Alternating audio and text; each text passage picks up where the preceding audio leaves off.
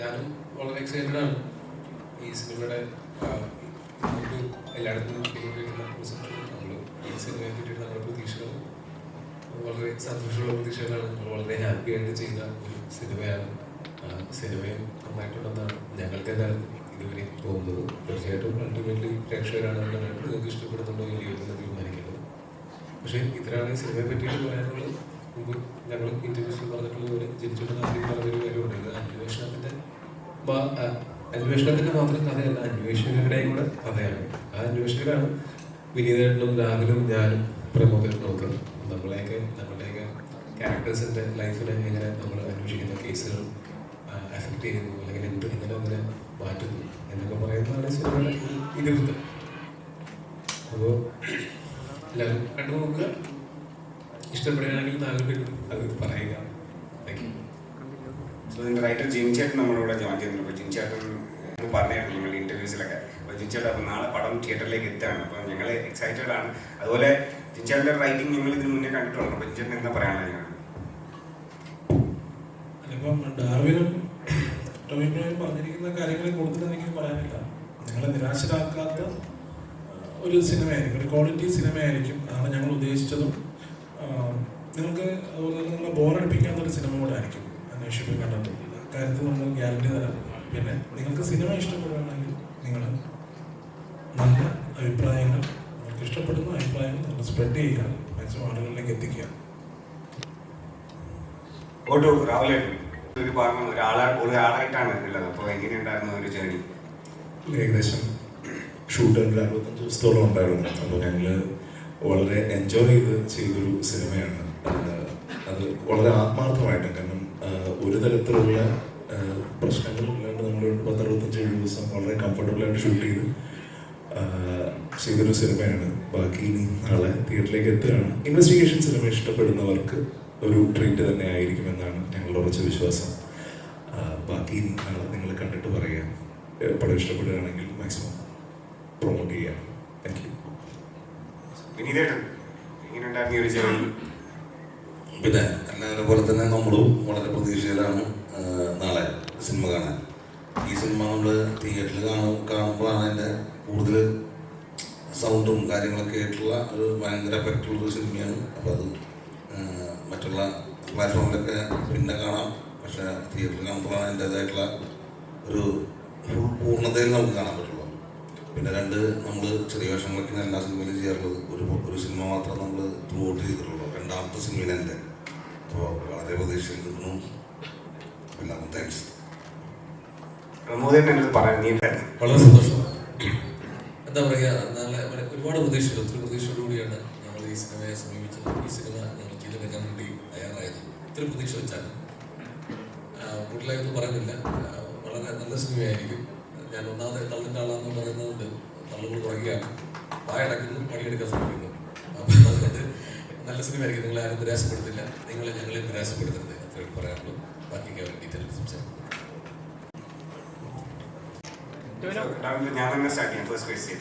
അപ്പം ക്വസ്റ്റ്യൻ എന്ന് വെച്ചാൽ ഇപ്പം ഓരോ മൂവീസിനും ഓരോ എക്സ്പെക്ടേഷൻസ് ആണ് ഭയങ്കര. അതായത് നമ്മളെ എക്സ്പെക്ടേഷൻസ് സ്കൈ ഹൈ ആണ് ഒരു മൂവി.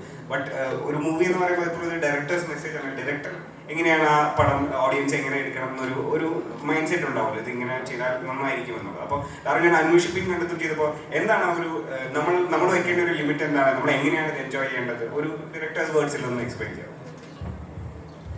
ഇത് ഒരു ലിമിറ്റും ഇല്ലാതെ തിയേറ്ററിൽ നമ്മൾ വളരെ കൂളായിട്ട് വന്നാൽ അവർക്ക് ഒരു ലിമിറ്റ്സും ഇല്ലാതെ അവർ ഭയങ്കര സിനിമയായിരിക്കും. അല്ലെങ്കിൽ ഇന്ന ജോണോ അല്ലെങ്കിൽ ഇങ്ങനെ അങ്ങനെ എല്ലാ ഓഡിയൻസിനും ഇഷ്ടപ്പെടുന്ന ഒരു സിനിമയായിരിക്കും. കാരണം ഇതിനകത്ത് ഇമോഷൻസ് ഉണ്ട്, ഇൻവെസ്റ്റിഗേഷൻ്റെ അല്ലെങ്കിൽ എക്സ്പീരിയൻസ് ഉണ്ട്. ഞാൻ പറഞ്ഞത് ആൾക്കാർക്ക് ഒരു എക്സ്പെക്ടേഷൻസ് ഒരു ലിമിറ്റേഷൻസും ഇല്ലാതെ വന്ന് എൻജോയ് ചെയ്ത് പോകാൻ പറ്റുന്ന സിനിമയാണ്. അതാണ് ഞാൻ വിശ്വസിക്കുന്നത്. ഡയറക്ടറുടെ അടുത്താണ്. അപ്പോൾ ട്രെയിലർ കണ്ടപ്പോൾ തോന്നിയൊരു കാര്യമാണ്. കാരണം ഇതൊരു നടന്ന ക്രൈമിനല്ല, നടന്ന് കുറേ നാളുകൾക്ക് ശേഷം പ്രീ ഓപ്പൺ ചെയ്യുന്ന അല്ലെങ്കിൽ അത് അന്വേഷിക്കുന്ന ഒരു ക്രൈം റിലേറ്റ് ചെയ്ത് ഒരു കഥയാണെന്ന് വിശ്വസിക്കുന്നു. അപ്പം അത് കണ്ടപ്പോൾ തോന്നിയതാണ്. അപ്പോൾ ഒരു ക്രൈം ചെയ്തിട്ട് അത് ഫോളോ അപ്പ് ചെയ്തതിനേക്കാളും പാടാണ് ഒരു എപ്പോഴോ നടന്നൊരു ക്രൈം അത് പിന്നീട് അത് ഫോളോ അപ്പ് ചെയ്ത് ചെയ്യാന്നുള്ളത്. ഇങ്ങനെ ഒരു തോട്ടിലേക്ക് എന്താണ് പറയാൻ കാരണം? ഇത് ശരിക്കും എൻ്റെ തോട്ടല്ല, ജിൻസാറിൻ്റെ തോട്ടാണ്. ഇത് അങ്ങനെ ഒരു കുറേ നാളുകൾക്ക് മുമ്പ് നടന്നൊരു ക്രൈം ഇൻവെസ്റ്റിഗേറ്റ് ചെയ്യുന്നു എന്നുള്ളതിനേക്കാളൊക്കെ ഉപരി ഒരു പോലീസ് ഓഫീസർ, ഒരു SI അയാളുടെ സർവീസ് പീരീഡിൽ അന്വേഷിക്കുന്ന ഒരു മർഡർ കേസാണ്. കേസുകളിൽ പെടുന്ന ഒരു കേസ് മാത്രമാണ്. അല്ലാതെ ഇത് റൈറ്റിംഗ് ടൈമിലാണ് അതിൻ്റെ ഒരു മറ്റേ അതിൻ്റെ ബുദ്ധിമുട്ടുകളും കാര്യങ്ങളൊക്കെ അറിയുമ്പോൾ നമ്മൾ ഷൂട്ട് ചെയ്യുന്ന പ്രോസസ്സിലേക്ക് വരുമ്പോൾ ആ ഇൻവെസ്റ്റിഗേഷൻ ഇൻട്രസ്റ്റിംഗ് ആയിരുന്നു. നമ്മൾ അതാണ് ഫോളോ ചെയ്യാൻ ശ്രമിച്ചിട്ടുള്ളത്. പോലീസ് സ്റ്റേഷനിൽ നിന്ന് കുറച്ചുകൂടെ റിയലിസ്റ്റിക് ആയിട്ട് പോലീസ് കഥാപാത്രമായിട്ട് അന്വേഷണം കടന്നത് ട്രെയിലർ കംപ്ലീറ്റ് ചെയ്തു. ശരിക്കും അതാണോ ഈ കഥ മീറ്റ് ചെയ്യാനുള്ള റീസൺ? അല്ല, ബേസിക്കലി ഇതിന്റെ കഥ കേട്ടപ്പോൾ നല്ല കഥയാണെന്ന് തോന്നി, അതുകൊണ്ടാണ് കമ്മിറ്റ് ചെയ്യാനുള്ള കാരണം. ഒരു മാസ് മസാല അല്ലെങ്കിൽ ആക്ഷൻ ഒന്നുമില്ല, ഒരു പക്ക ഒരു റിയലിസ്റ്റിക് ആയിട്ട് നമ്മൾ ഓരോ സിനിമയ്ക്കും ഓരോ പർപ്പസ് ഉണ്ടല്ലോ. ഇത് ഇങ്ങനൊരു സിനിമയാണ്. അത് വെച്ച് മാസ് മസാല സിനിമകൾ മോശമാണെന്നുള്ള അഭിപ്രായമൊന്നുമില്ല. അങ്ങനത്തെ സിനിമകളും നല്ല കഥയൊക്കെയാണെങ്കിലും ചെയ്യുന്നതിൽ സന്തോഷമുള്ളൂ. ഈ സിനിമ കുറച്ചും കൂടി ഈ പറഞ്ഞ പോലെ ഇവരുടെ ഇമോഷണൽ ജേർണിയും കൂടെ ഇതിന്റെ കൂടെ ഉണ്ട്. പിന്നെ ഇതിന്റെ ഇൻവെസ്റ്റിഗേഷൻ പാട്ടും ഒക്കെ ഭയങ്കര രസമായിട്ടാണ് എനിക്ക് ഫീൽ ചെയ്തത്. എനിക്കിഷ്ടമുള്ള ഒരു തരം സിനിമയാണ് ഈ ഇൻവെസ്റ്റിഗേഷൻ സിനിമകൾ. എനിക്ക് ഭയങ്കര ഇഷ്ടമാണ്. എനിക്ക് മാത്രമല്ല, ഒരുപാട് പേർക്ക് ഭയങ്കര ഇഷ്ടമുള്ളതാണ്. അപ്പൊ അങ്ങനെയുള്ള ആൾക്കാരെ ഇത് സാറ്റിസ്ഫൈ ചെയ്യും എന്ന് തോന്നിയത് കൊണ്ടാണ് ഈ സിനിമ കമ്മിറ്റ് ചെയ്തത്. ഇങ്ങനൊരു ക്രൈം സീരീസ് അല്ലെങ്കിൽ ഒരു ഇൻവെസ്റ്റിഗേഷൻ സിനിമ ചെയ്യുമ്പോൾ ഉറപ്പായിട്ട് റിസർച്ച് ഉണ്ടാവും. ഈ സിനിമയ്ക്ക് വേണ്ടി എത്രത്തോളം ഉണ്ട്? അല്ല, ഇങ്ങനൊരു ഈ ജോണറിൽ ഒരു സിനിമ ചെയ്യണം, അല്ലെങ്കിൽ ഈ ഒരു കാലഘട്ടത്തിൽ നിന്നുകൊണ്ടൊരു സിനിമ ചെയ്യണം എന്നുള്ള എൻ്റെ തോട്ടിന് ഏകദേശം എൻ്റെ ഒരു ചിന്തയ്ക്ക് ഒരു 10 വർഷത്തെ പഴക്കമുണ്ട്. 2014 ഞാൻ ആദ്യമായിട്ട് അങ്ങനത്തെ ഒരു സിനിമ ഉണ്ടാവണം. ഈ കാലഘട്ടത്തിൽ നിന്നുകൊണ്ട് നമ്മൾ പഴയ കാലഘട്ടത്തിലെ ഇൻവെസ്റ്റിഗേഷനും പോലീസുകാരുടെ രീതികളും അവരുടെ കുറ്റാന്വേഷണ മെത്തേഡുകളും ഒക്കെ അഡ്രസ്സ് ചെയ്യുന്ന ഒരു കഥ ഉണ്ടാക്കണം എന്നുള്ളൊരു ചിന്ത ഉണ്ടായത് 2014. ഞാൻ എൻ്റെ കൂടെയുള്ള എല്ലാ ആളുകളോടും അത് പലപ്പോഴായിട്ട് ഷെയർ ചെയ്തിട്ടുണ്ട്. ഞാൻ ഇങ്ങനൊരു കാര്യം ഇങ്ങനെ ആലോചിക്കുന്നുണ്ട്, പക്ഷെ എനിക്കറിയില്ല എങ്ങനെ എത്തും എന്നുള്ളത്. അത് ആലോചിക്കുമ്പോൾ തന്നെ എങ്ങനെ നമ്മൾ കണ്ടുവരുന്ന യൂഷ്വൽ ഇൻവെസ്റ്റിഗേഷൻ ത്രില്ലർ സിനിമകളിൽ നിന്നും ഇതിനെ വ്യത്യാസപ്പെടുത്താമെന്നുള്ള ഒരു ആലോചനയും അതിനൊപ്പം തന്നെ ഉണ്ടായിരുന്നു. പക്ഷെ 2020 ഞാനിതിൻ്റെ സ്ക്രീൻ പ്ലേ എഴുതുന്നുണ്ട്. ലോക്ക്ഡൗൺ സമയത്താണ് സ്ക്രീൻ പ്ലേ എഴുതുന്നത്. അപ്പോൾ ഈ ഒരു 6 വർഷത്തെ കാലം എനിക്ക് എൻ്റെ ഈ ചോദ്യങ്ങൾക്കെല്ലാം ഉത്തരം കിട്ടിയ ശേഷമാണ് ഞാൻ റൈറ്റിംഗ് ആരംഭിച്ചത്. അപ്പം അതിൻ്റെ ഒരു ന്യൂനസ് ഇതിനുണ്ട് എന്നാണ് ഞാൻ വിചാരിക്കുന്നത്.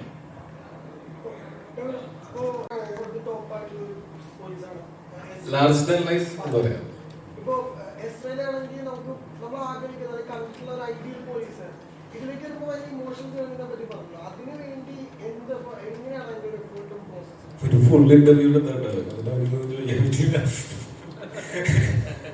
അത് ഇതിനു വേണ്ടിയിട്ട് നമ്മള് ഡിസ്കഷൻസ് കുറേ ഉണ്ടായിരുന്നു. ഈ കഥാപാത്രത്തെ നമുക്ക് ഏറ്റവും കൂടുതൽ മനസ്സിലാക്കാൻ പറ്റുക ഈ കഥാപാത്രത്തിന്റെ സൃഷ്ടാക്കളോട് സംസാരിക്കുക എന്നുള്ളതാണ്. അപ്പോൾ ആദ്യം ജിനിച്ചേട്ടനായിട്ടും ഉണ്ടാവിപ്രൂവായിട്ടും ഞങ്ങൾ കുറേ ഡിസ്കഷനിൽ ഇരുന്നതാണ്. അങ്ങനെ ഇത് കമ്മിറ്റ് ചെയ്ത് കഴിഞ്ഞിട്ടാണെങ്കിലും വീണ്ടും ഞങ്ങൾ ഇടയ്ക്കിടയ്ക്ക് കാണുമായിരുന്നു. കമ്മിറ്റ് ചെയ്തിട്ട് ഷൂട്ട് തുടങ്ങുന്നതിന് മുമ്പ് വരെ നമുക്ക് കുറച്ച് സമയമുണ്ടായിരുന്നു. അപ്പോൾ ഈ ക്യാരക്ടർ എങ്ങനെയായിരിക്കണം എന്നുള്ളതിനെ പറ്റിയിട്ട് നല്ല വ്യക്തമായിട്ടുള്ള ധാരണ ഇവരിൽ നിന്ന് എനിക്ക് കിട്ടിയിരുന്നു. കാര്യം ഇത്രയും വർഷം എന്നേക്കാൾ കൂടുതൽ പക്ഷേ ഷൂട്ടിങ്ങിന് മുമ്പ് ഇവരായിരുന്നിട്ടുണ്ടാവും ഈ ക്യാരക്ടറിനെ പറ്റി ചിന്തിച്ചിട്ടുണ്ടാവുക. ഷൂട്ടിംഗ് തുടങ്ങിയതിന് ശേഷം ഇവർ തന്ന ആ ഇൻഫർമേഷൻസിനെയൊക്കെ ബേസ് ചെയ്തിട്ട് ഞാനും കുറെ ചിന്തിച്ചിട്ടുണ്ട്. അതല്ലാതെ വേറെ ശാരീരികമായിട്ടോ അങ്ങനെയൊന്നും അതിൻ്റെ പ്രിപ്പറേഷൻസ് ഒന്നും ചെയ്യേണ്ട അങ്ങനെ ഒരു സിനിമയല്ല ഇത്. ഇത് മാനസികമായിട്ടല്ല നമ്മൾ ആ ക്യാരക്ടറായിട്ട് മാറാനായിട്ട് ആ ക്യാരക്ടറിനെ കൊണ്ട് അണ്ടർസ്റ്റാൻഡ് ചെയ്യാനായിട്ട് ശ്രമിച്ചിട്ടുണ്ട്.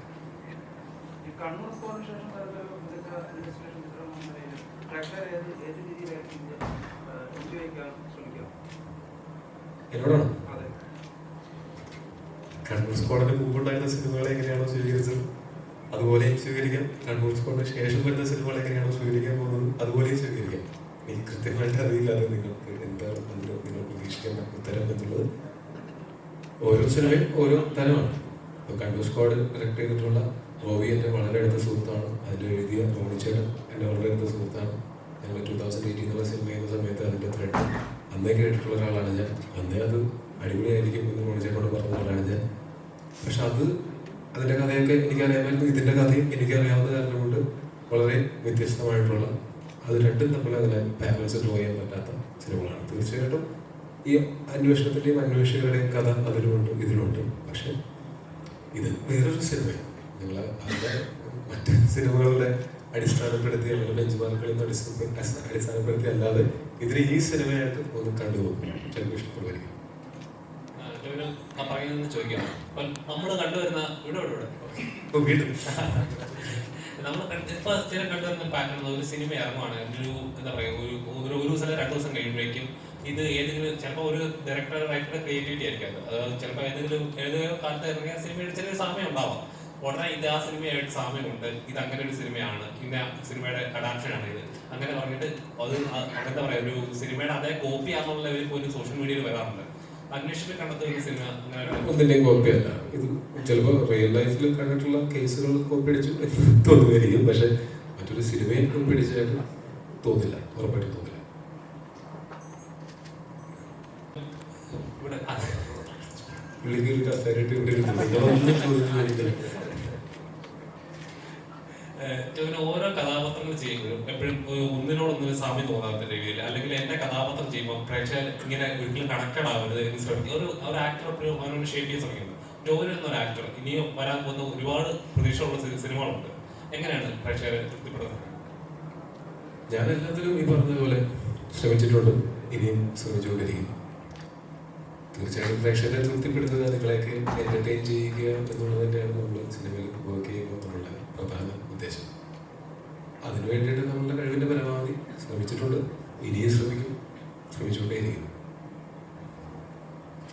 എൻ്റെ ക്വസ്റ്റ്യൻ ഇതിപ്പോൾ 1980s ഇപ്പോൾ ഇതിൻ്റെ ഒരു റീക്രിയേഷൻ എങ്ങനെയായിരുന്നു? അതായത് ഇപ്പോൾ അവിടുത്തെ ആൾക്കാർ ആ ഒരു ടൈം പീരിയഡിൽ ഈവൻ അവരുടെ നമ്മളൊരു വാക്കിംഗ് സ്റ്റൈലിൽ വരെ വ്യത്യാസമുണ്ട്, ഇപ്പോഴത്തതും അപ്പോഴത്തതും. അങ്ങനെ ഓരോ ഇപ്പം ടെക്നോളജിയുടെ കാര്യം പറയുകയാണെങ്കിൽ അതും ഭയങ്കരമായിട്ട് അഡ്വാൻസ്ഡ് ആയിട്ടുണ്ട്. അപ്പോൾ ഈ റീക്രിയേഷൻ എത്രത്തോളം ഒരു ചലഞ്ച് ആയിരുന്നു, അത് ആസ് ആക്ടർ ആൻഡ് ഓൾസോ ആ സെറ്റ് റീക്രിയേഷൻ, ഇത് എങ്ങനെയായിരുന്നു? ഈ 80s ഉം 90s ഉം ആണ് നമ്മൾ ഇതിനകത്ത് അഡ്രസ് ചെയ്യുന്ന കാലഘട്ടങ്ങൾ. അപ്പം അതിൽ നമ്മൾ ചെറിയ പ്രായമായതുകൊണ്ട് തന്നെ നമുക്ക് ഓർമ്മകളൊന്നും അങ്ങനെ നമ്മുടെ ഓർമ്മയിലൊന്നും എടുക്കാൻ പറ്റില്ല. നമ്മൾ കണ്ട് ശീലിച്ചിട്ടുള്ള സിനിമകളും അതൊക്കെ തന്നെയാണ് നമ്മുടെ റെഫറൻസുകൾ. ആ കാലഘട്ടമായിട്ട് മാക്സിമം നമ്മൾ ആ കാലഘട്ടത്തിനെ റീക്രിയേറ്റ് ചെയ്യാൻ പറ്റിയിട്ടുള്ളത് നമ്മൾ കണ്ടിട്ടുള്ള സിനിമകളും 80s 90s സിനിമകളാണ് നമ്മൾ ഏറ്റവും കൂടുതൽ സപ്പോർട്ട് ചെയ്തിട്ടുള്ളത്. സോ ആസ് എൻ ആക്ടർ അതെങ്ങനെയായിരുന്നു ആ ഒരു ടൈം പീരീഡിൽ നമ്മളുടെ ഐ മീൻ ആക്ടിങ് അല്ല ഞാൻ ഉദ്ദേശിക്കുന്നത്, പക്ഷേ ഈവൻ മാനേഴ്സ് നമ്മൾ വർക്ക് ചെയ്യുന്നത്, നമ്മൾ സംസാരിക്കുന്നതൊക്കെ ഈ ലാംഗ്വേജിന് വരെ ഒരു ഫിൽറ്ററിങ് വന്നിട്ടുണ്ടല്ലോ ഇപ്പം ഇങ്ങോട്ട്. അപ്പോൾ അതെങ്ങനെയായിരുന്നു? അതും നമ്മൾ ഓരോ ഷോട്ടിന് മുമ്പ് ഓരോ സീനിന് മുമ്പ് നമുക്ക് എന്തൊക്കെ ചെയ്യാം എന്തൊക്കെ ചെയ്യണ്ട എന്ന് തീരുമാനിക്കുന്നതിന് മുമ്പ് ഞങ്ങൾ ഡിസ്കഷൻസ് ഉണ്ടായിട്ടുണ്ട്. പ്രത്യേകിച്ച് വേറൊരു കാലഘട്ടത്തിൽ ചെയ്യുന്ന സമയത്ത് നമുക്ക് കാണിക്കാൻ പറ്റാത്ത ചില മാനേഴ്സുകളുണ്ട്, പുതിയ ഇപ്പോഴത്തെ കാലഘട്ടത്തിൻ്റെ കാര്യമുള്ള മാനേഴ്സുകൾ. പിന്നെ ലുക്കിലാണെങ്കിലും അങ്ങനെ കുറച്ച് കാര്യങ്ങൾ നമ്മൾ ശ്രദ്ധിച്ചിട്ടുണ്ട്. പിന്നെ മൊബൈൽ ഫോണില്ലാത്ത അങ്ങനത്തെ ടെക്നോളജികളൊന്നും ഇല്ലാത്ത ഒരു കാലഘട്ടത്തിൽ നടക്കുന്ന അന്വേഷണമായത് കാരണം കൊണ്ട് അതിലെ ആ ഒരു പഴമ ചിലപ്പോൾ ഇപ്പോൾ ഒരു പുതുമയായിട്ട് തോന്നുമായിരിക്കും. അപ്പോൾ അതൊക്കെ തന്നെയാണ് നമ്മൾ ശ്രദ്ധിച്ചിട്ടുള്ളത്.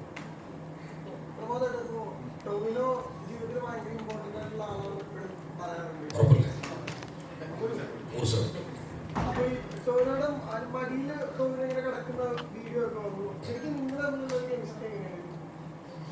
എനിക്ക് ഭയങ്കര ഇഷ്ടമാണ്. വേറൊന്നുമില്ല, അതൊരു ഞങ്ങളങ്ങനെ ഷൂട്ട് കഴിഞ്ഞിങ്ങനെ ഇരിക്കുക നൈറ്റപ്പൊക്കെ ചെയ്തിട്ടുള്ള സമയത്ത് ഞാനിങ്ങനെ പാത്രങ്ങളൊന്ന് മടിയിൽ കിടന്നു. ഞാൻ ആദ്യമൊന്നും കേട്ടി ഇത് ആരാ എൻ്റെ മടിയിൽ കിടക്കുന്നു, സന്തോഷമായി. അപ്പോൾ ആരോടുത്ത ഫോട്ടോ ഞാനെടുത്ത് തന്നെ അത് ഉള്ള സന്തോഷം. അത് പിന്നെ അത് എൻ്റെ കിട്ടി ഞാൻ സൂക്ഷിച്ച് വെച്ചിട്ടുണ്ട്. ആ ബന്ധം മുന്നോട്ട് പോട്ടെ, നാട്ടിലേക്ക് ഇഷ്ടമാണ്. എന്തോ ഞങ്ങളെല്ലാവരും ഒരു കുടുംബം പോലെ ക്രിക്കറ്റ് കളിച്ചു, ഒരുമിച്ച് എല്ലാവരും കൂടെ ഭക്ഷണം ഉണ്ടാക്കി കഴിച്ചു, ഒരുമിച്ച് ഹാപ്പി ആയിട്ട് ഷൂട്ട് ചെയ്ത്. ഈ സിനിമയുടെ ഔട്ട്പുട്ട് അല്ലെങ്കിൽ സിനിമയുടെ നാളത്തെ വെറിഡിക്ട് എന്തോ ആയിക്കോട്ടെ, ഈ സിനിമ ചെയ്തത് ഒരിക്കലും റിഗ്രറ്റ് ചെയ്യേണ്ട കാര്യമില്ലാത്ത രീതിയിൽ ഞങ്ങൾ ഷൂട്ടിങ്ങിൻ്റെ സമയത്ത് പുതിയ നല്ല സുഹൃത്തുക്കളെ കിട്ടുകയും ഒരുപാട് നല്ല സമയങ്ങൾ ഞങ്ങൾക്ക് ഉണ്ടാവുകയും ചെയ്തിട്ടുണ്ട്. അത് തന്നെയാണ് നമ്മൾ ട്രഷർ ചെയ്യുന്നത്. നമ്മൾ ഇതിൻ്റെ വെറിഡിക്റ്റിൽ മാത്രം അടിസ്ഥാനപ്പെടുത്തിയല്ല ഞങ്ങളുടെയൊക്കെ സൗഹൃദങ്ങൾ ഉണ്ടായിരിക്കുന്നത്. അത് ഒരിക്കലും ഇനി മുന്നോട്ടുള്ള സൗഹൃദങ്ങളിലേക്ക് പോകും. ഈ സിനിമയുടെ ഒരു സിനിമയുടെയും വെറിഡിക്റ്റ് അനുസരിച്ചിട്ടല്ല സൗഹൃദങ്ങൾ ഉണ്ടായിട്ടുള്ളത് മുന്നോട്ട് പോയിക്കൊണ്ടിരുന്നത്.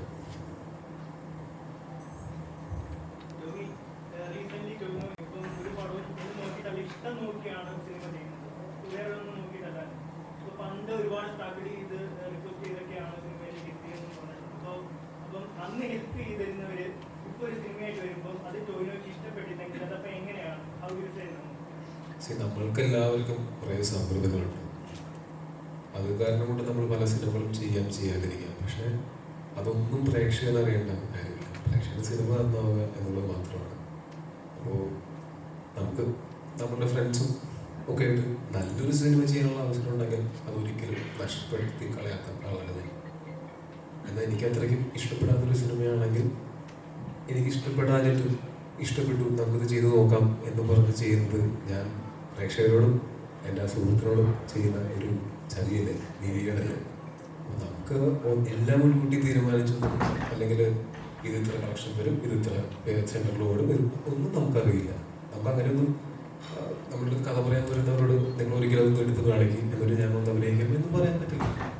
ഇതിനകത്ത് നമ്മളുടെ പേഴ്സണൽ ബന്ധങ്ങളെക്കാൾ ആ സിനിമ നന്നാവുക, കാര്യം വെച്ചാൽ പേഴ്സണൽ ബന്ധം ചിലപ്പോൾ രണ്ടുപേരും മാത്രം തമ്മിലായിരിക്കും. പക്ഷെ ആ സിനിമയിൽ ഒരുപാട് പേര് വർക്ക് ചെയ്യുന്നതാണ്.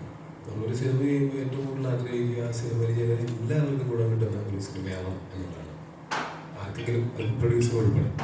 ഞാനൊരു സൗഹൃദത്തിൻ്റെ പോലെ ഒരു മോശം സിനിമ ചെയ്തൊരു പ്രൊഡ്യൂസർക്ക് നഷ്ടം ഉണ്ടായി കഴിഞ്ഞാൽ എല്ലാ പ്രിൻസിപ്പൾസിനെതിരായിട്ടാണ് ഞാൻ ചെയ്യുന്നത്. അതുകൊണ്ട് വളരെ ബുദ്ധിമുട്ടിയിട്ടാണെങ്കിലും കുറേയൊക്കെ ഷുഗർ കോട്ട് ചെയ്തും പോളിഷ് ചെയ്തും സത്യസന്ധമായിട്ടും അവരെ പറഞ്ഞ് മനസ്സിലാക്കുക എന്നുള്ളതാണ് ഞാൻ ചെയ്യാറുള്ളത്.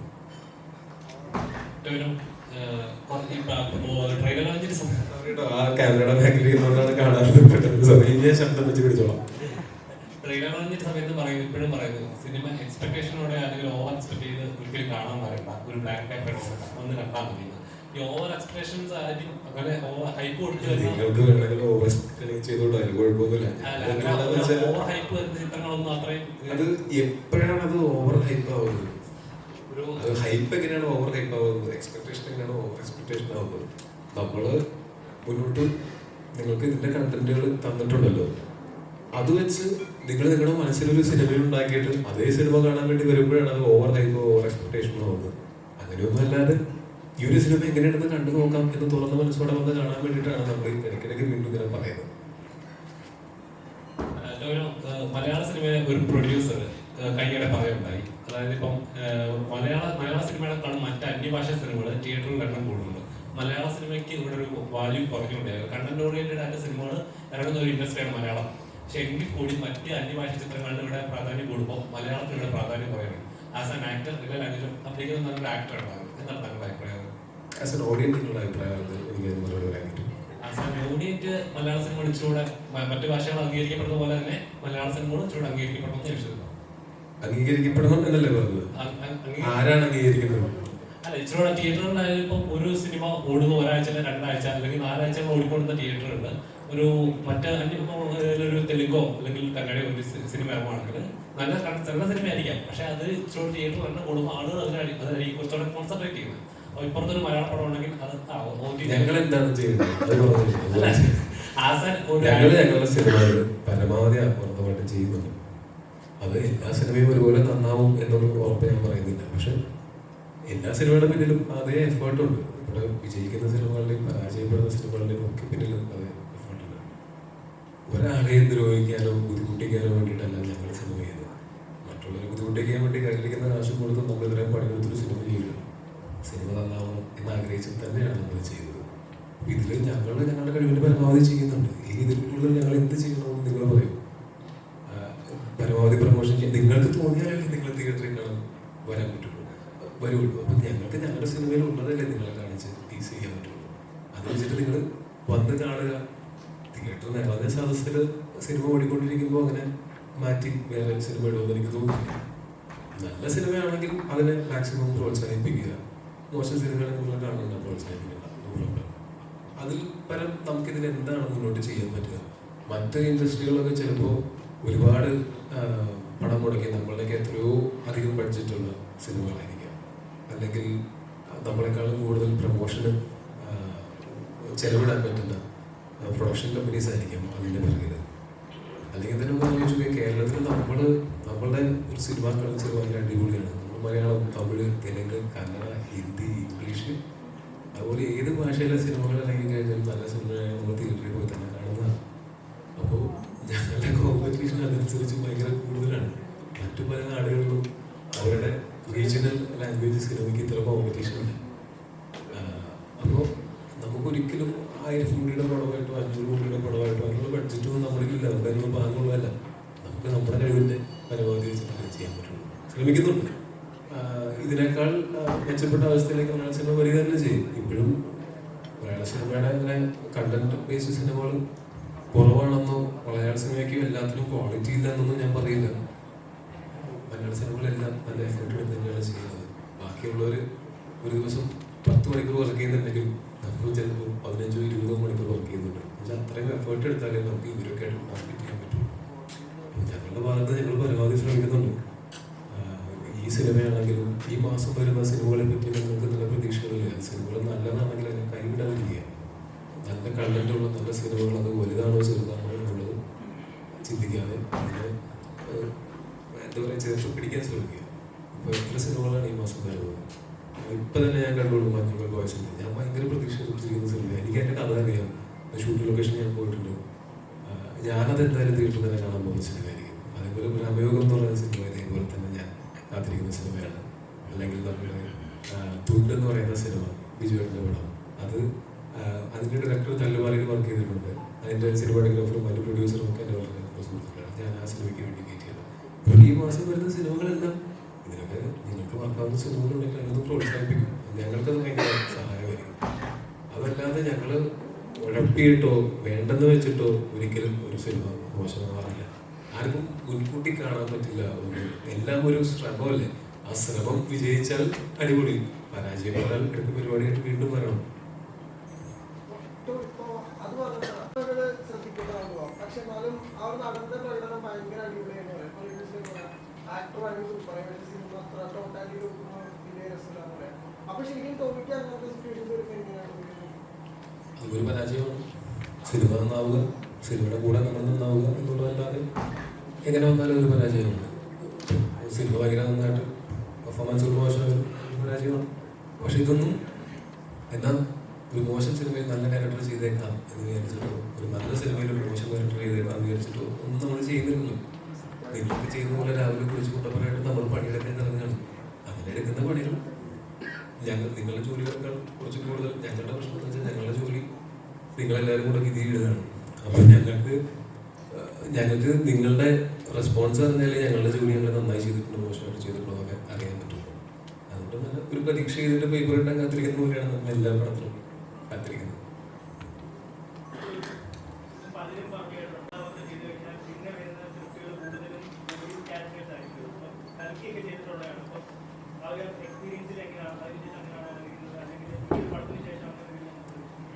അങ്ങനെയൊന്നും എനിക്ക് തോന്നുന്നില്ല. ഞാൻ ഈ ഒരു പടത്തിന് ശേഷം കഥ കേൾക്കുന്ന സിനിമകളല്ല ഞാൻ ഇമ്മീഡിയറ്റ്ലി നെക്സ്റ്റ് ചെയ്യാനിരിക്കുന്നത്.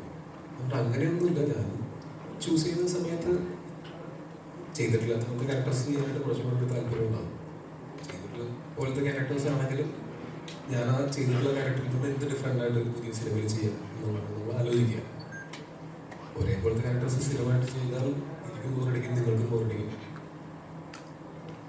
അതേപോലെ ഒരു ചലഞ്ചിങ് ആയിട്ടുള്ള എക്സ്പെരിമെന്റൽ ആയിട്ട് കഥാപാത്രമായിട്ട് ഒരു കഥ വന്നതെന്ന് എപ്പോഴും ആഗ്രഹിച്ചിട്ടുണ്ട്.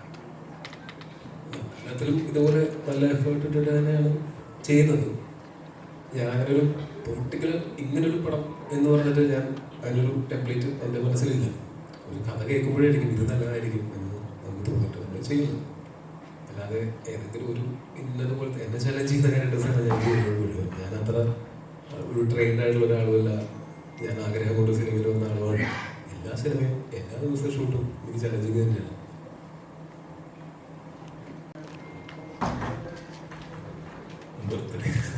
സർപ്രൈസ് ആയിരുന്നു. ഒരു 150 പേരുള്ള സെറ്റിൽ എല്ലാ ദിവസവും ആരുടെയെങ്കിലേക്ക് ബർത്ത്ഡേ ഉണ്ടാവും. അപ്പം ഞാനിങ്ങനെ രാവിലെ ചെന്ന് ഞാൻ ഒന്നും പറഞ്ഞില്ല. ഞാൻ വേണ്ടില്ല ഭയങ്കര ഷൂട്ട് കഴിഞ്ഞു. ഞാൻ റൂമിലെത്തി താഴെ നിൽക്കുമ്പോഴാണ് പെട്ടെന്ന് എല്ലാവരും കൂടെ ഞങ്ങൾ താമസിക്കുന്നിടത്തേക്ക് വന്നത്. കേക്ക് കേട്ട് വന്നു. പിന്നെ കുറച്ച് നേരം കേക്ക് കട്ട് ചെയ്തു. എനിക്ക് ഒരിക്കലും ഞാൻ മറക്കില്ല എന്നെനിക്ക് ഉറപ്പുള്ളൊരു ബർത്ത്ഡേ ആയിരുന്നു.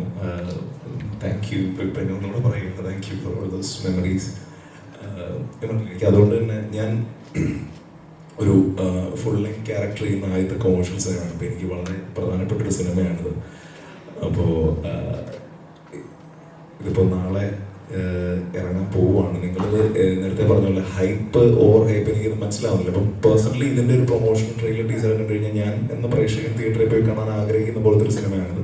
ഇതുപോലെ ഒരുപാട് പേരുണ്ട്. അപ്പോൾ അവർ തിയേറ്ററിൽ എത്തിക്കഴിഞ്ഞാൽ തന്നെ നമുക്ക് വിജയമാണ്.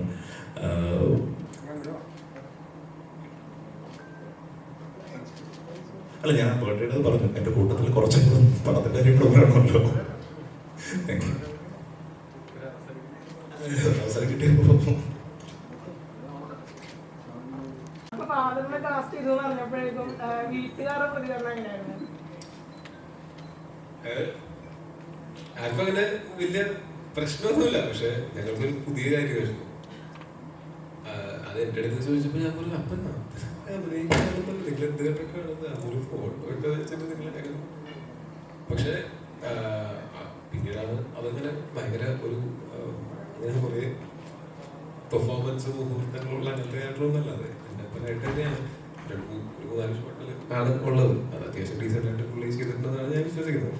അപ്പൊ ഇതിന്റെ ഷൂട്ടിന് വരുന്ന സമയത്ത് LKG-ലൊക്കെ പിള്ളേരൊക്കെ ഉണ്ടാക്കാൻ പോകുന്നത് അമ്മയൊക്കെ കൂടെ വന്നിട്ടുണ്ടായിരുന്നു.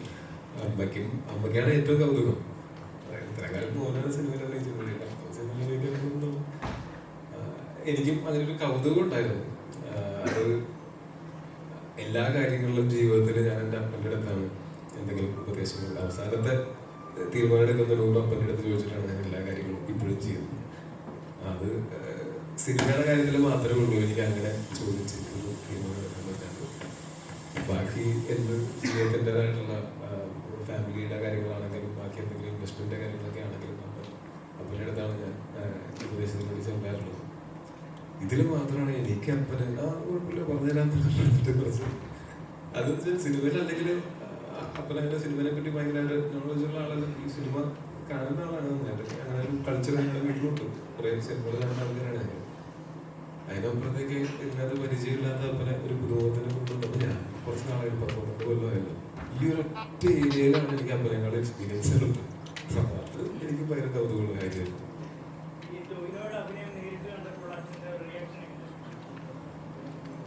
അല്ല, അപ്പനെ നേരിട്ട് മുമ്പ് ഷൂട്ടിംഗ് ലൊക്കേഷനിൽ വന്നിട്ടാണ് ഒരുമിച്ചൊരു ഫ്രെയിമിൽ നിൽക്കുന്നത് ആദ്യമായിട്ടാണ്.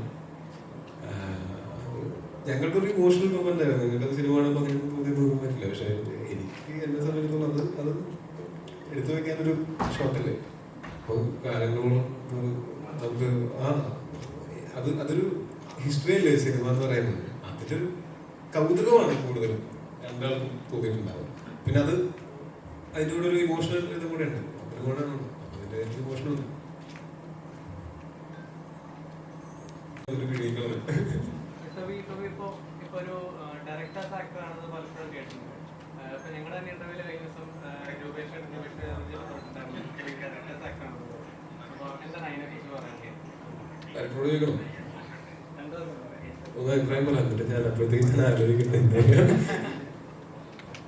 ഡയറക്ടേഴ്സ് ആക്ടറാണ് ജോയി. നമുക്ക് കമ്മ്യൂണിക്കേഷൻ കുറച്ചുകൂടി ഈസിയാണ്. നമ്മൾ പറയുന്നത് പെട്ടെന്ന് ജോയിക്ക് മനസ്സിലാവും. പിന്നെ ക്യാരക്ടറിന് വേണ്ടി എത്ര എഫർട്ട് ഇടാൻ പുള്ളിക്കൊരു മടിയില്ല. നമ്മൾ സ്റ്റാർ ലൊക്കേഷനിൽ നിൽക്കുന്നു. നമ്മൾ ആ ഒരു കോൺഷ്യസ് നമ്മൾ ആകുന്ന സമയത്താണ് നമ്മൾ ഡയറക്ടർ എന്നുള്ള രീതിയിലായിട്ട് ഞാൻ പറയുന്നത് പുതിയ ഡയറക്ടർ എന്നുള്ള എന്നെ സംബന്ധിച്ചിട്ട് ഒരു സ്റ്റാർ ലൊക്കേഷനിൽ നിൽക്കുന്നു എന്നുള്ളൊരു ഫീൽ വരുമ്പോഴാണ് നമുക്ക് അറ്റൻഷൻസ് കൂടുന്നത്. പക്ഷേ ഒരിക്കലും ഒരു ടോയിക്കോ നമ്മൾ എത്ര സമയം വേണമെങ്കിലും വെയിറ്റ് ചെയ്യാനോ അല്ലെങ്കിൽ ആ ക്യാരക്ടർ വേണ്ടി എത്ര എഫേർട്ട് ഇടാനും ഒരു മടിയില്ലാത്തതാണ്. അപ്പം നമുക്കും അത് കുറച്ചൊരു കമ്മ്യൂണിക്കേഷൻസ് ഈസി ആവും. വേറെ നമ്മൾ കെയർ ചെയ്യേണ്ട, നമുക്കൊരു കോൺഷ്യസ് ആകേണ്ട ഒന്നുമില്ല. നമ്മൾ വളരെ അടുപ്പമുള്ള ഒരാളിനെ കൊണ്ട് നമുക്ക് ആ ഒരു കമ്മ്യൂണിക്കേഷനാണ് ഏറ്റവും നന്നായിട്ടുള്ളതാണ് ഞാൻ വിശ്വസിക്കുന്നത്. ഡയറക്ടേഴ്സ് ആക്ടറാണെന്ന് അറിയില്ല. ഡെഫിനറ്റ്ലി ഞാനൊരു ടീം പ്ലെയർ ആണ്. അപ്പോൾ ചുറ്റുമുള്ള ക്രൂവിൻ്റെയും ഡയറക്ടറുടെയും റൈറ്ററിൻ്റെയും സിനിമാറ്റോഗ്രാഫറുടെയും കൂടെ നിൽക്കുന്ന ആർട്ടിസ്റ്റുകളുടെയും ഒക്കെ സപ്പോർട്ട് കിട്ടുമ്പോഴാണ് എൻ്റെ പെർഫോമൻസ് നന്നാവുന്നത് എന്നാണ് ഞാൻ വിശ്വസിക്കുന്നത്. അപ്പോൾ ഞാനൊരു ടീം പ്ലെയറാണെന്ന് പറയാം ഉറപ്പായിട്ടും. ഞാൻ ഭയങ്കരമായിട്ട് ഇവരൊക്കെ ഡിപ്പെൻഡ് ചെയ്യുന്നുണ്ട്. എന്തെങ്കിലും കാര്യങ്ങൾക്കാണെങ്കിലും എനിക്ക് സംശയങ്ങളൊക്കെ വന്നു കഴിഞ്ഞാലും ഈഗോകാരനോട് ഞാൻ ഒരിക്കലും ചോദിക്കാതിരിക്കില്ല. ഞാൻ ചോദിക്കും. എനിക്കത് അൾട്ടിമേറ്റ്ലി പടം നന്നാവണം, പെർഫോമൻസ് നന്നാവണം, അത്രയ്ക്ക് കിട്ടും.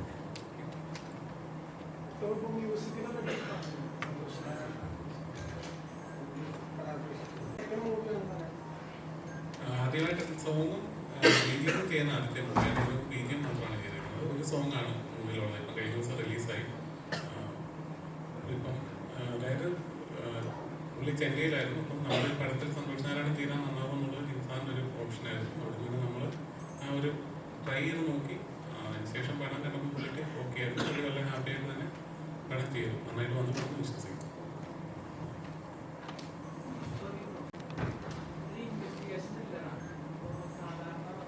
എന്നുണ്ടോ?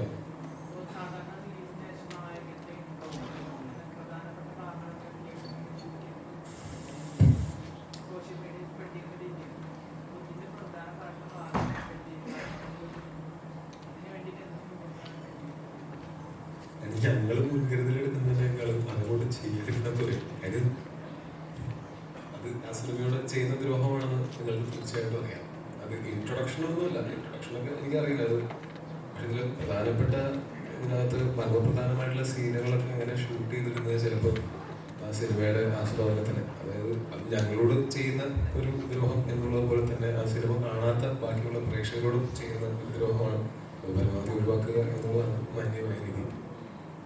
അതിന് മുൻകരുതൽ എന്ത് ചെയ്യാൻ പറ്റും? ഓരോ തിയേറ്ററിലും പോയിട്ട് നമുക്ക് ആരും മൊബൈൽ എടുക്കുന്നുണ്ട്, നോക്കി ഇരിക്കാൻ പറ്റും. എത്രയോ പേരല്ലേ സിനിമ ഒരു തിയേറ്ററിൽ വരുന്നത്. അത് സ്വയം തോന്നി ചെയ്യാതിരിക്കുക എന്നുള്ളതല്ലേ ഏറ്റവും അതിൻ്റെ ന്യായം.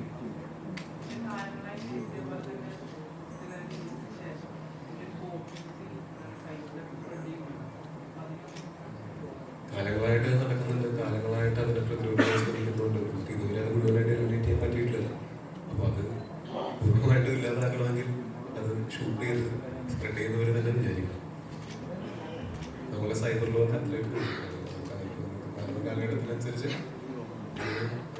ഇപ്പോൾ എന്ന് പറഞ്ഞ ഒരു സിനിമ അങ്ങനെ ഞാനും ചെറുപ്പത്തിലൊക്കെ അങ്ങനത്തെ കുട്ടികളൊക്കെ കണ്ടിട്ടുണ്ട്. പക്ഷെ ഇപ്പോൾ നമുക്ക് OTT ഉണ്ട്, തിയേറ്ററിൽ കാണാം. ലീഗലി നമുക്ക് അതിനെ കാണാനുള്ള സാഹചര്യങ്ങളുണ്ട്. ക്യാമറ ഫ്രണ്ടിലേക്ക് ഡിപ്പെൻഡ് ചെയ്യേണ്ട കാര്യമില്ല. ഇപ്പോൾ OTT-യിലേക്ക് പല സബ്സ്ക്രിപ്ഷൻസ് ഒക്കെ 5-6 OTT-യിലേക്ക് സിനിമ എടുക്കുമ്പോൾ തന്നെ ഫ്രീ ആയിട്ട് കിട്ടുന്നുണ്ട്. എന്നിട്ടും ഇതിലേക്ക് ഡിപ്പെൻഡ് ചെയ്യുന്ന ആരാണ്? അത് കാണാനുള്ള ആളുകളുള്ളതായിരിക്കും ആരെങ്കിലുമൊക്കെ ഷൂട്ട് ചെയ്തിരുന്നത്. അത് കാണണ്ട, അത് നമ്മൾ ഇടുന്നവർ ഇടണ്ടെന്ന് തീരുമാനിച്ചാൽ മാത്രമേ ഇത് തീരുള്ളൂ. അത് ഞങ്ങളുടെ തെറ്റല്ലല്ലോ. ഞങ്ങൾക്ക് എന്ത് ചെയ്യാൻ പറ്റും? ഞങ്ങൾക്ക് വിക്ടിംസാണ്. നിങ്ങളാണ് പറയുന്നത്. എഴുത്തുകാരനോട് കടൂർ സിനിമ ഇറങ്ങിയ സമയത്ത് ഒരു ഒത്തിരി ഇത്തരം പൊളിറ്റിക്കലായിട്ടുള്ള കുറെ കാര്യങ്ങൾ ഇനി ശ്രദ്ധിക്കും സിനിമയിൽ. അല്ല, ഒരു സിനിമയുടെ തിരക്കഥ ഒരുപാട് ആളുകൾ വായിച്ച ശേഷം, ഒരുപാട് ഫിൽറ്ററിങ്ങിന് ശേഷമാണ് അത് ഷൂട്ട് ചെയ്യുന്നത്. ഷൂട്ട് ചെയ്യുന്നതിന് തൊട്ട് മുമ്പുള്ള മൊമെൻറ്റിൽ പോലും അത്തരം ഡിസ്കഷൻസ് ഉണ്ടാവാറുണ്ട്. ആ സിനിമ ഇറങ്ങിയ ശേഷം ഞാനും എൻ്റെ ഡയറക്ടറും കൂടെ ഇവിടുത്തെ ഏകദേശം മെയിൻ സ്ട്രീം മീഡിയാസ് അടക്കം ഒരു 6-7 മീഡിയാസിലോ ഇൻ്റർവ്യൂസ് കൊടുത്തിരുന്നു. ഇവിടുത്തെ പ്രഗത്ഭരായ മാധ്യമപ്രവർത്തകർ നമ്മളെ ഇൻ്റർവ്യൂ ചെയ്തിട്ടുണ്ടായിരുന്നു. അവരൊക്കെ സിനിമ കണ്ട ശേഷം സിനിമയുടെ ബാക്കിയുള്ള എല്ലാ ഭാഗങ്ങളെയും കുറിച്ചും സംസാരിക്കുകയുണ്ടായി. ആർക്കും അങ്ങനെ ഒരു കാര്യത്തെക്കുറിച്ച് യാതൊരു വിധത്തിലുള്ള ഒരു തോന്നലോ അത്തരമൊരു ആംഗിളിൽ ആ ഡയലോഗിനെയോ സീനിനെയോ കണ്ടിട്ടോ ഇല്ലായിരുന്നു. പെട്ടെന്നാണ് ഇത് കുറച്ച് ആളുകൾക്ക് അത് അഫക്റ്റ് ചെയ്യുന്ന അത്തരമൊരു സാഹചര്യത്തിൽപ്പെട്ടിട്ടുള്ള ആളുകൾക്കെല്ലാം അത് മനസ്സിലാവുള്ളൂ. അവർക്ക് അത് അവരുദ്ദേശിക്കുന്ന രീതിയിലാണ് ആ ഡയലോഗിൻ്റെ മീനിങ് അവരത് വ്യാഖ്യാനിച്ചത്. നമ്മളാരും അങ്ങനെ ഉദ്ദേശിച്ചിട്ടില്ല, അങ്ങനെ ആരും ഉദ്ദേശിക്കേണ്ട ആവശ്യവുമില്ല. ഞാൻ പ്രത്യേകിച്ച് അങ്ങനത്തെ ഒരു സാഡിസ്റ്റായിട്ടുള്ള ആളുമല്ല. ഈ സിനിമയുടെ സംവിധായകൻ ഷാജി കൈലാസോ ആ സിനിമയിലെ നായകൻ പൃഥ്വിരാജോ ഒട്ടുമല്ല. അപ്പം പക്ഷേ നമുക്കതിനെക്കുറിച്ച് നമ്മളതല്ല ഉദ്ദേശിച്ചതെന്ന് നമുക്ക് പറയാൻ പറ്റില്ല. ഒരു വിഭാഗത്തിന് അത്തരമൊരു ചിന്ത, അത്തരമൊരു തോന്നൽ ഉണ്ടായിട്ടുണ്ടെങ്കിൽ അത് അവരെ മുറിവേൽപ്പിക്കാതെ 1 മിനിറ്റ് മുമ്പ് 1 മിനിറ്റ് കട്ട് ചെയ്ത് മാറ്റുക എന്നുള്ളതാണ് അതിനകത്ത് മാന്യവും യുക്തവുമായ നടപടി. അത് നമ്മൾ കൃത്യമായിട്ട് ചെയ്യുകയും ചെയ്തു. പിന്നെ ഞാൻ അങ്ങനത്തെ യാതൊരു ഡയലോഗുകളും സെൻസർ ചെയ്തിരുന്ന ഒരാളല്ല. ഈ ഇരിക്കുന്ന ഡാർവിനോ എൻ്റെ അപ്പുറത്തിരിക്കുന്ന ടോബി ബ്രോയോ ഒക്കെ 7-8 തവണ ഈ സ്ക്രിപ്റ്റ് വായിച്ചിട്ടുണ്ടാവും. നാളെ ഞാൻ അടുത്തായിട്ട് ചെയ്യാൻ പോകുന്ന സിനിമയിലെ നായകൻ പൃഥ്വിരാജാണ്. അദ്ദേഹം ആ സ്ക്രിപ്റ്റ് വായിക്കുമ്പോൾ അവർക്ക് എന്നെ ഓർമ്മിപ്പിക്കുകയും എന്നോട് പറയുകയും ഇത് ഇങ്ങനൊരു പ്രശ്നമുണ്ടല്ലോ എന്ന് പറഞ്ഞ് എനിക്കത് ജെനുവനാണെന്ന് തോന്നിയാൽ ഞാൻ തീർച്ചയായിട്ടും ആ സമയത്ത് തന്നെ മാറ്റും. പിന്നെ ഞാൻ എഴുതുന്ന സമയത്ത് ബോധപൂർവമായിട്ട് അത്ര ആരെയും ഒരു കമ്മ്യൂണിറ്റിയോ ഒരു പ്രത്യേക വിഭാഗത്തെയോ ഒക്കെ വേദനിപ്പിച്ചുകൊണ്ട് സ്ക്രിപ്റ്റ് എഴുതാൻ ശ്രമിക്കുന്ന ഒരാളെ അല്ല. അപ്പോൾ അതന്ന് അങ്ങനെ കുറച്ച് ആളുകൾക്ക് അത് വിഷമമുണ്ടാക്കി ആ മൊമെൻറ്റിൽ നമ്മളത് കട്ട് ചെയ്ത് കളഞ്ഞു. അവിടെ കഴിഞ്ഞു. എൻ്റെ അടുത്ത എല്ലാ സിനിമകളിലും അത്തരം ഡയലോഗുകൾ ഉണ്ടാകുമെന്നോ ഞാനത് ചിന്തിച്ചിരുന്ന് സ്ക്രിപ്റ്റ് എഴുതുമെന്നോ ഒന്നും ആരും വിചാരിക്കണ്ട. പേടികളുണ്ടോ? ഈ എഴുത്തിൽ അത്തരം പേടികളുണ്ടായിരുന്നു? ഞാൻ ഒരു കാര്യം ചോദിക്കട്ടെ.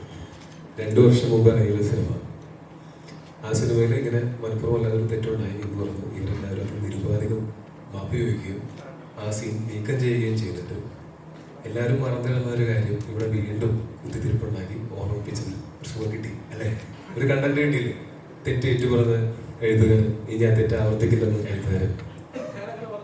അല്ല, ഞാൻ അങ്ങനെയാണ് കണ്ടന്റ് വാർത്ത വരാം, മറ്റേ ഹെഡ്ലൈൻ അങ്ങനെ വരാം. ഒരു സുഖം കിട്ടിയില്ലേ, കണ്ടപ്പോൾ പ്രതീക്ഷിച്ചിരുന്നു, എന്തായാലും ഞാൻ പുറത്തു വെച്ച് കണ്ടില്ല, ഓർമ്മയുണ്ടെന്ന്. കൊള്ളാം, ഐ അപ്രീഷിയേറ്റ്. ടോവിനോയ്ക്ക് ഇത്തരം പേടിയുണ്ടോ, ഇങ്ങനെ ഇത്തരം സ്ക്രിപ്റ്റുകൾ പ്രതീക്ഷിക്കാത്ത രീതിയിൽ വന്നു കഴിഞ്ഞാൽ? എനിക്ക് അങ്ങനെ ആരും പേടിയൊന്നുമില്ല. അപ്പൊ ഇത്തരം പൊളിറ്റിക്കൽ ഇൻകറക്റ്റ് ആയിട്ടുള്ള സ്ക്രിപ്റ്റ് ഒക്കെ വന്നാൽ അഭിനയിക്കുന്ന ഒരു ആരെങ്കിലും ആ മുഖത്തേക്കും കൂടെ ഒന്ന് വെക്കാമോ? കാരണം എല്ലാവരും ഒരു സൈഡ് മാത്രം കാണും. വെച്ചില്ലേ? ആ, ചോദിക്കും. അല്ല, ഇത്തരം അഭിനേതാവാണോ അങ്ങനെ പൊളിറ്റിക്കലി ഇൻകറക്റ്റ് ആയിട്ട് ജീവിക്കുന്ന ഒരു കഥാപാത്രം ചെയ്യുന്ന സമയത്ത് ഞാൻ എന്ത് ചെയ്യണം? ഞാനൊരു പടത്തിൽ വില്ലൻ വേഷം ചെയ്യുകയാണെന്ന് വിചാരിക്കുക, അയാൾ വൃത്തിയായിട്ടവരാണെന്ന് വിചാരിക്കുക, അയാൾ പൊളിറ്റിക്കലി ഇൻകറക്റ്റ് ആയിട്ടുള്ള കാര്യങ്ങൾ ചെയ്യുന്ന ആളാണെന്ന് വിചാരിക്കുക. അപ്പോഴും ഞാൻ പറയണോ ഇത് പൊളിറ്റിക്കലി ഇൻകറക്റ്റ് ആണ്, ഇത് ചെയ്യാൻ പറ്റില്ല എന്നുള്ളത്? പൊളിറ്റിക്കലി ഇൻകറക്റ്റ് ആയിട്ടുള്ള സീനുകളോ ഡയലോഗുകളോ ഉണ്ടാകുന്നതിനേക്കാൾ അങ്ങനെയുള്ള സീനുകളോ ഡയലോഗുകൾ ഗ്ലോറിഫൈ ചെയ്യുന്നതാണ് തെറ്റ്. പൊളിറ്റിക്കൽ കറക്റ്റ്നെസ്സിനെ പറ്റി കൃത്യമായിട്ട് അറിയുകയാണെങ്കിൽ ഈ ചോദ്യമേ ചോദിക്കേണ്ട കാര്യമില്ല. കുഴപ്പമില്ല. അല്ല, നിങ്ങൾക്ക് കണ്ടന്റ് കിട്ടിയോ, എക്സ്ക്ലൂസീവായോ, ചിൽ. Next question. പുള്ളി ഒന്ന് ട്രാക്ക് മാറ്റാൻ നോക്കിയിട്ട് തിരിച്ചു വന്നോണ്ടിരിക്കുകയാണ്. ഓക്കെ. അല്ല, ട്രാക്ക് മാറ്റം എന്ന് പറഞ്ഞാൽ ഇങ്ങനെ ഇടയ്ക്കിടയ്ക്ക് മദ്യമാരെ പോയിക്കൊണ്ടിരിക്കുകയാണ്.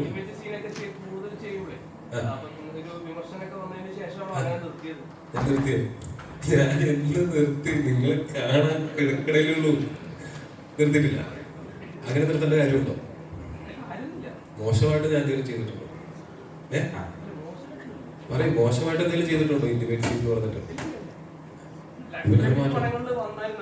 ആ, ഞാനൊരു കഥ വരുമ്പോ ഇതും കൂടെ ഉണ്ടെങ്കിൽ ചെയ്യാന്ന് പറയേണ്ട കാര്യമില്ല. അങ്ങനെ ഒരു സിനിമയില് സാഹചര്യം വന്നാലല്ലേ ചെയ്യേണ്ട കാര്യമുള്ളൂ. നാളെ തന്നെ വേണോ? എടുത്ത് ഞാൻ പറഞ്ഞ ഒരു കഥ കേട്ട് നമുക്കത് ഇഷ്ടപ്പെട്ട് ഒരു സിനിമയായിട്ട് ഒരു പ്രൊജക്ട് ആയിട്ടൊക്കെ വന്നു കഴിഞ്ഞിട്ടല്ലേ നമുക്ക് ചെയ്യാൻ പറ്റുള്ളൂ. ആലോചനകളുണ്ട്, തീർച്ചയായിട്ടും ഉണ്ട്. Okay, thank you. Last 2 questions.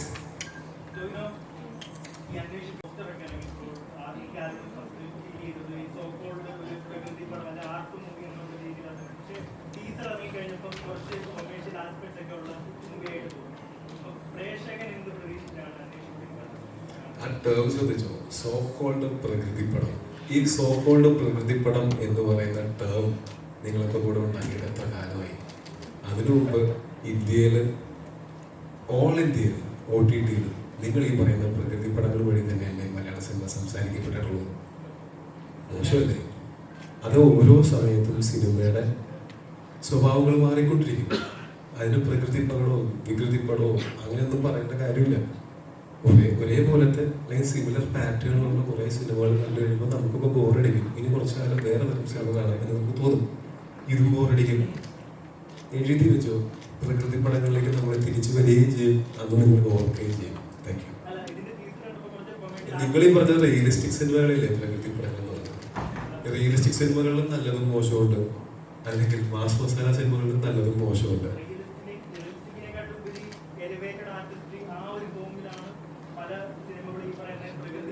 അങ്ങനത്തെ സിനിമകൾ മാത്രമാണോ പ്രകൃതി പടങ്ങൾ എന്ന് വിളിച്ചിട്ടുള്ളത്? ഒരു പടം ഒരു ഇച്ചിരി സ്ലോ ആയാലും കളക്ടറോടൊന്നും ഇച്ചിരി താഴെ പോയാലും ഒരു ഇച്ചിരി സമയം എടുത്ത് കഥ പറഞ്ഞാലും ഉടനെ അതിൽ പ്രകൃതി പടം എന്ന് പറയേണ്ട കാര്യമില്ല. നിങ്ങൾ ആ പറയുന്ന സോപ്പുള്ള പ്രകൃതി പടങ്ങൾ കാണാൻ ഇഷ്ടമുള്ള ഒരാളാണ് ഞാൻ. അങ്ങനെയാണെങ്കിൽ നിങ്ങൾ ഒരിക്കലും സോ കോൾഡ് പ്രകൃതി പടം എന്നതിനെ പറയില്ല. നിങ്ങൾ അങ്ങനത്തെ സിനിമകൾ ഇഷ്ടപ്പെടുന്ന ആളാണെങ്കിൽ മോശമല്ലേ? ഒരിക്കലും അതൊക്കെ കണ്ട് ആസ്വദിച്ചിട്ട് പിന്നീട് അതിനെ തള്ളി പറയുന്നത് മോശമല്ലേ? ശരിയാണ്, അങ്ങനെയുള്ള സിനിമകൾക്ക് ഇവിടെ ഡിമാൻഡില്ല. ഡിമാൻഡുള്ളൊരു സമയം ഉണ്ടായിരുന്നല്ലോ, ഇനിയും വരും. അങ്ങനെയല്ലേ എല്ലാവരും 10-20 കൊല്ലം കൂടുമ്പോഴും അങ്ങനെ ഉണ്ടായിട്ടില്ല. ഈ നാട്ടുപുറം കഥകളൊക്കെ കുറേ ഉണ്ടായിട്ട് പിന്നെ കുറേ നാൾ ബോംബെ പോയിട്ട് ഇടികൂടി അങ്ങനെ കഴിഞ്ഞ് കുറേ അങ്ങനെ പലതരം സിനിമകൾ തന്നെ പാറ്റേൺ പോലെ വന്നു പോയില്ലേ? അതിന് ഏതെങ്കിലും ഒരു തരം സിനിമേനെ മാത്രമല്ല തള്ളി പറയേണ്ട കാര്യമൊന്നും തോന്നില്ല. നിങ്ങൾ എല്ലാ തരം സിനിമകളും ഇഷ്ടപ്പെടുന്ന ആളാണെന്ന് പറയുകയാണെങ്കിൽ നല്ല സിനിമയും മോശം സിനിമയും നിങ്ങൾക്ക് വേർതിരിച്ച് പറയാം. അല്ലാത്ത എല്ലാ സിനിമയാണ്.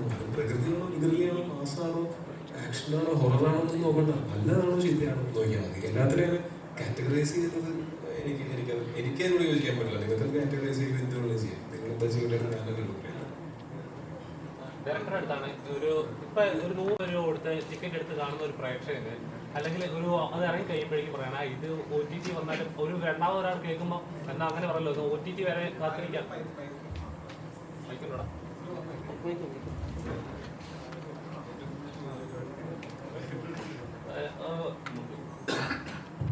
അതായത് ഒരു പ്രേക്ഷകരുടെ 100 രൂപ അല്ലെങ്കിൽ 150 രൂപ കൊടുത്ത് ഒരു ടിക്കറ്റ് എടുത്ത് സിനിമ കാണുമ്പോൾ 2 മണിക്കൂർ 2.5 മണിക്കൂർ സിനിമ കണ്ടിട്ട് ഒരാളോട് പറയുവാണ് കുഴപ്പമില്ല കണ്ടിരിക്കാം എന്ന് പറയുമ്പോൾ കേൾക്കുന്ന ആൾക്കൊന്നും അതൊരു കണ്ടിരിക്കാന്നാണ് പറയുന്നത്. ഒരു OTT വരുമ്പോൾ നോക്കാം ഇങ്ങനെയായിരിക്കും കേൾക്കുന്ന ഒരു നോർമൽ ഒരു അല്ലെങ്കിൽ ഒരു ഡെയിലി വർക്ക് ചെയ്യുന്ന ഒരാൾ ചിന്തിക്കുന്നത്. അപ്പം ശരിക്കും അതൊരു സിനിമ അഫക്ട് ചെയ്യുന്നവരായിട്ട് തോന്നുന്നു. ആസ് എ ഡയറക്ടർ എന്ന് പറയുമ്പോൾ ഒരു നമ്മുടെ വർക്ക് ഒരു വലിയ സ്ക്രീനിൽ ഒരു 100 1000 പേര് ഒരു സ്ക്രീനിലൊക്കെ കാണുമ്പോൾ ഉള്ള ഫീൽ ഉണ്ടല്ലോ. ഒരു ഡയറക്ടർ എന്ന് നോക്കുമ്പോൾ അത് എന്താ പറയുക, അത് OTTs വരുമ്പോൾ അത് നശിക്കപ്പെടുന്ന ബിസിനസ് നടക്കുന്നുണ്ടാവും. ബട്ട് ഒരു ആർട്ട് എന്ന ലെവലിൽ അത് നശിക്കപ്പെടുന്നത് വിശ്വസിക്കുന്നുണ്ടോ? അങ്ങനെ കാറ്റഗറൈസ് ചെയ്യപ്പെടുന്നതിനോട് എനിക്ക് താല്പര്യമില്ല. ഞാൻ എല്ലാ സിനിമകളും തിയേറ്ററിൽ കാണാൻ ശ്രമിക്കുന്ന ആളാണ്. തിയേറ്ററിൽ മിസ്സായി പോകുന്ന സിനിമകൾ മാത്രമാണ് പണ്ട് നമ്മൾ TV-യിൽ വരുമ്പോൾ കാണും, സാറ്റലൈറ്റ് അന്നത്തെ കാലത്ത് കാണുമായിരുന്നു. ഇപ്പം അത് OTT വരുമ്പോൾ കാണുന്നത്. OTT സിനിമകൾ തിയേറ്റർ സിനിമ എന്ന് പറഞ്ഞാൽ അങ്ങനെ കാറ്റഗറൈസ് ചെയ്ത് കാണാറില്ല. ഇപ്പം എനിക്ക് KGF മിസ്സായി പോയാലും ഞാൻ OTT-ലായിരിക്കും കാണുന്നത്. അല്ലാതെ വലിപ്പം നോക്കിയിട്ടല്ല, കണ്ടന്റ് നോക്കിയിട്ടാണ് നമ്മളിപ്പോൾ സിനിമകൾ പ്രിഫർ ചെയ്യുന്നത്. മാക്സിമം തിയേറ്ററിൽ കാണാൻ തന്നെയാണ് ട്രൈ ചെയ്ത് നോക്കാറ്. പിന്നെ അങ്ങനെ ഈ പടം OTT-ക്ക് വേണ്ടി അങ്ങനെ ഒരിക്കലും നമുക്ക് ചെയ്യാൻ പറ്റുമെന്ന് ഞാൻ വിശ്വസിക്കുന്നില്ല. നല്ല സിനിമകളാണെങ്കിൽ അത് തിയേറ്ററിലാണെങ്കിലും OTT-ലാണെങ്കിലും അങ്ങനെ തരംതിരിക്കേണ്ട ആവശ്യമുണ്ടെന്ന് ഞാൻ വിശ്വസിക്കുന്നില്ല. അല്ല, പലപ്പോഴും ഇങ്ങനെ തിയേറ്ററിൽ വിജയിക്കാതെ OTT-ലാക്കുമ്പോൾ അയ്യോ അത് തിയേറ്ററിൽ എക്സ്പീരിയൻസ് ചെയ്ത ഒരു സിനിമയായിരുന്നു. അങ്ങനെ പലപ്പോഴും പല സിനിമകൾ അങ്ങനെ വന്ന് വിജയിച്ചാൽ അങ്ങനെ പോയിട്ടുണ്ട്. അത് ഈ ഓഡിയൻസ് തിയേറ്ററിലേക്ക് വരാത്തത് കൊണ്ടാണ് OTT ഒരു അഭിപ്രായം വരുന്നത്. അങ്ങനെ മീൻസ് ആ തിയേറ്റർ എക്സ്പീരിയൻസ് ഒരിക്കലും നമുക്ക് OTT കിട്ടില്ല. നമ്മൾ മാത്രം ഇരുന്ന് കാണുന്നു, അല്ലെങ്കിൽ നമ്മളൊരു വീട്ടിലിരുന്ന് കാണുമ്പോൾ എക്സ്പീരിയൻസ് നമ്മൾ തിയേറ്ററിൽ കാണുന്ന ഇപ്പോൾ സൗണ്ട് ആണെങ്കിലും വിഷ്വൽ ആണെങ്കിലും ഒക്കെ ആ എക്സ്പീരിയൻസ് ഒരിക്കലും നമുക്ക് OTT കിട്ടില്ല. അപ്പം അത് മിസ് ചെയ്യുന്നത് എപ്പോഴും ഓഡിയൻസ് തന്നെയാണ്. അത് OTT വരുമ്പോഴാണ് അവർ കാണുന്നത്, അതിൻ്റെ അഭിപ്രായം വരുന്നത് മാത്രമേ ഉള്ളൂ. അതിലും നല്ല എക്സ്പീരിയൻസ് ആയിരിക്കും അത് തിയേറ്ററിൽ.